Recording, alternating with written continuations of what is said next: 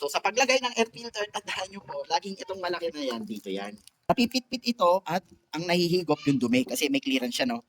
Andito yung throttle body, dito humihigop. Airbox assembly for Suzuki Ertiga 1.5, 2019 to 2025 and XL7, non-hybrid or hybrid. So, same lang po ang mga nabanggit kong sasakyan para sa airbox assembly. So ito ay Suzuki Genuine Parts. So sa assembly na to, plug-and-play na lang po dahil kasama na rin po dito ang air filter. Ito po. Kasama na po ang air filter. So sa paglagay ng air filter, tandaan nyo po, laging itong malaki na yan, dito yan. Kasi marami kaming dito na PPMS, usually ganyan nakalagay. Napipit-pit ito at ang nahihigop yung dumi kasi may clearance siya, no? Andito yung throttle body, dito humihigop.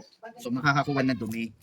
So ganito lagi, tandaan nyo po ang malaking rubber na to dito sa side para hindi mapitpit dito. So bound ito sa Camarines Norte via NTC. So checking muna tayo.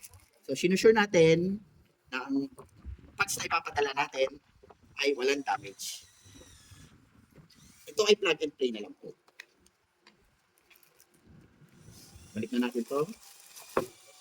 At ito naman. So, we ship nationwide via AP Cargo and NTC para sa mga direct. Traceable po ang aming store. Type nyo lang ang Mr. Robert Auto Parts Repair Services sa Valenzuela for pick up and Lalamove within Metro Manila, Laguna, Rizal, Cavite, Batangas, Bataan, Pampanga.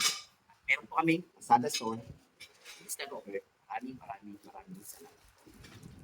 So, mamaya ang drop off na ito. Thank you.